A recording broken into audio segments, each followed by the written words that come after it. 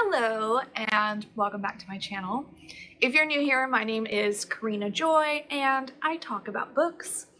Today I am going to be doing my most recent reads.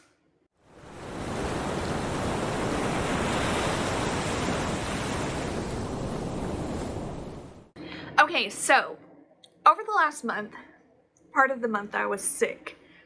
So I didn't read near as much as I would have liked to, and I also was in a very big graphic novel reading mood. So I have 17 books on here. 3 are DNFs, 1 is a middle grade fantasy, and the rest are graphic novels. So I don't really have these in any order, honestly. I read some of them before my trip to Wyoming. I finished one of them while I was on my trip, and the rest of them I've read throughout the month. I can't remember what order I read them in, so I'm just going to talk about them as they are stacked up, and that'll be it. I will talk about the DNFs that I had. Okay, so the first one is a graphic novel. This is a Disney published graphic novel called The Red Pyramid. I really loved the concept of this. It's ancient Egypt folklore and mythology, and I loved about the first half of it, and then it just got too, it was just too much information for a graphic novel. I appreciate the balance between art and information when an author of a graphic novel can add enough of the background in the art, but also give you enough dialogue and information to make it feel like a concise story. That's awesome. This one I felt like gave a little too much information along with the art, and it was just overwhelming. So I put it down. The next one is called Dear Reader. Now, I liked this one because this woman is going through her life. She's going through her life and she is talking about all the books that she read as a child and through her life and what they meant to her. The problem I had with it is about maybe into the 3rd chapter, she started really focusing in on sexual topics, and I just I didn't really understand why that had to do with reading. So I DNF'd it. The next one is called Eden West. It is a story about a cult, and this cult had a lot of really weird ideas about sex. Now, nothing was gone into detail, but it was enough for me to just not really want to finish the book, so I decided to DNF it. This one I mentioned recently in my library haul. It's called Skip, and it is by Molly Mendoza. It is a very large graphic novel for one. The reason I picked it up is because I really loved the art style. I think I mentioned this in my library haul, that it's kind of like these two characters are just having an adventure through a lot of different art mediums, which is kind of neat. Sorry if the angle changed or anything like that. My mom called, so I had to take a break. So what I was saying is that this character, his name is Bloom, jumps in the water to find a necklace that he dropped, and he ends up diving into a different world, and he meets this guy. There's really no explanation as to why he goes into a different world, who this other character is, none of that. So the problem I have with some graphic novels is I feel like you still need some explanation. The art doesn't always explain everything, and sometimes I feel like the graphic artist depends too much on the art to tell the story. So I think I gave this one like a 4-star, mainly because The art style is really cool. And there's all kinds of different art. But yeah, it wasn't like standout amazing. Okay, so the next one I read is this book. It's called Oxeye. This was also in my library haul recently. It is a very long graphic novel, but most of the pages are like this. There's dialogue on some of the pages, but most of them are just the pictures of the story. This is folklore from Finland, and it is by this author that I know I can't pronounce her name. But this one was interesting. It's about this bear who is the daughter of the mother god, who is also a bear, and she decides that she wants to live out of their heaven and onto what their earth would be, which is where death is. And she has 3 children, or 3 bear children, and 1 child that is a magical creature, and they are not real sure what she is, but she adopts her as a child, and the story goes from there.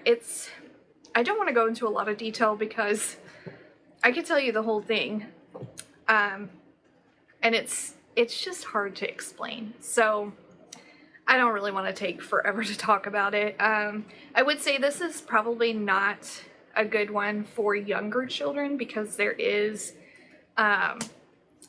some death and illustrations of blood and skeletons, and so don't look at it and think, oh, I could read that to my kids, because it's definitely not for younger kids. But I think I gave it a 3-star. It wasn't my favorite. The next set of books I read are graphic novels by Stephen McCraney's. These are possibly my new favorite graphic novel series ever. Now, I've just started reading graphic novels, so, you know, take that with a grain of salt. But I know that I want to buy these and put them on my shelf, and that is not something that I have said about too many graphic novels. So, the series is called Space Boy. It is about, let me find one. It is about this young girl. Her name is Amy, and she was born in space, in a space station. Her dad worked in a mine in space, and he ended up getting fired due to an accident at work, and he had to move home. This boy is another main character in the books. We start out the series with him talking about how space took his family. He calls space the nothing, and he wishes that that wouldn't have happened. So when Amy gets to Earth, she ends up making some amazing friends. That what I love about this series is that you're invested in every single character and their story, because he does a great job of talking about each one and adding depth to each character. And so every single one of them I have fallen in love with. She makes some amazing friends, and this guy is kind of the guy that no one really wants to talk to because they're scared of him. He's very strange, but she ends up making a connection with him, and there's a mystery behind why he is so strange and what the deal is. Amy is able to actually sense people's flavors, is what she calls them, and he doesn't have a flavor, which is the first person she's ever met that didn't have a flavor. And so she's trying to figure out what the deal is. Why do people think he's so weird? All of those things. This is an amazing set of books. I've read the first 10. I have 11 and 12 on reserve at the library, and 13 comes out on July 5th. I don't know how many are supposed to be in the series. I've tried to figure it out. I've looked it up. I don't know if they have plans for how many, or if they're just going to write until they're done writing, but this is fantastic. You need to pick it up. Okay, so my only actual novel, now I have been reading a lot of books. I just haven't finished any of them. So I'm in the middle of Starsight and a couple of other ones.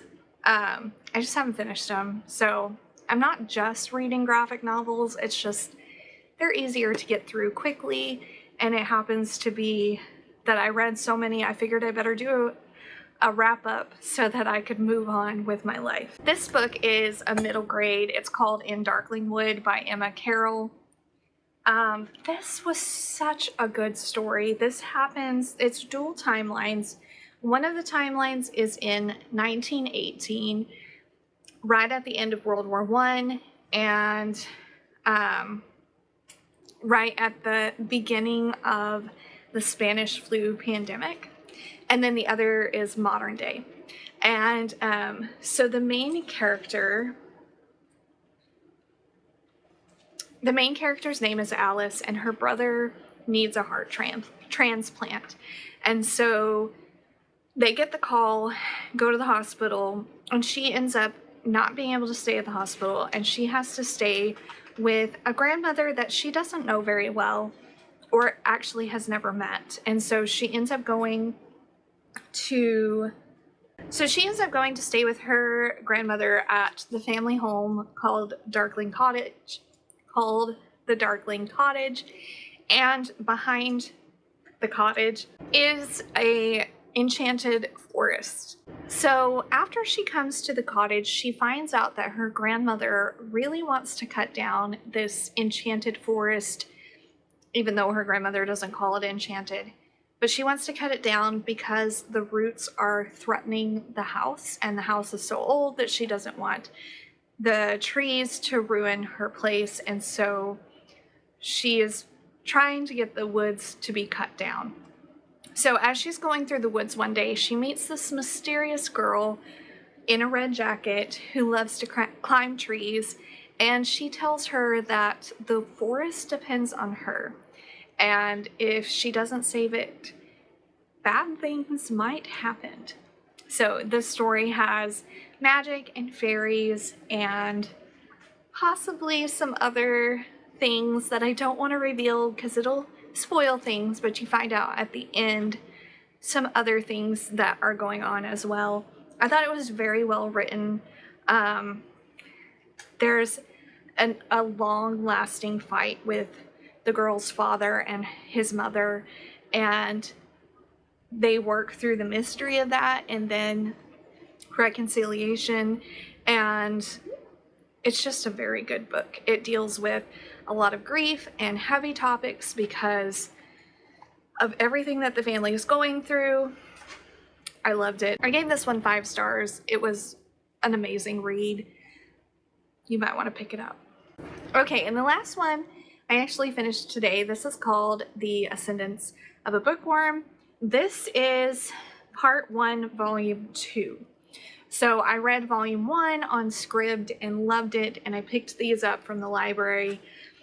These are super, super cute, very wholesome story about a girl who was a college student and she loved books, and she ended up getting killed by her books falling on her, and she prays that God would send her to a place where she could read as much as she wants, and she ends up going to a world where books are very, very rare and very, very expensive, and not very many people know how to read. And so she is trying to make books accessible for people. What I really like about this series is it kind of goes through the history of writing and how we got to the place where we have books in print now. It talks about learning to read and the importance of literacy. And it also talks about things like basket weaving and spinning fabric and all of those amazing things that we don't really think about anymore because they're done for us. But I think it's just a very, very sweet book. So yeah, if you enjoy manga, this is a good one. I think there's 20 in the series. I don't know if there's going to be more, but I'm excited to get into all of them. She starts out at 5 and she grows up through the series, so I'm looking forward to that. I think it's going to be really, really sweet. Okay, so that's it for my recent reads. It's been a while since I've done one of those. Hopefully you enjoyed it. I know it was a lot of graphic novels. Let me know what your plans are for July.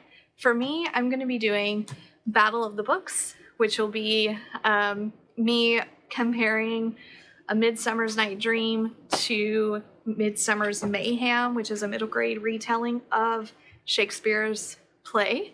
So I'm really excited about that. And then I'm also excited about Jane Austen July. I've never read Jane Austen, so I'm looking forward to just diving in, seeing if I enjoy her writing or not, and just going kind of in depth and seeing what it's all about. So I have a lot of exciting things coming up. Let me know what your plans are for July, and I will see you in the next video.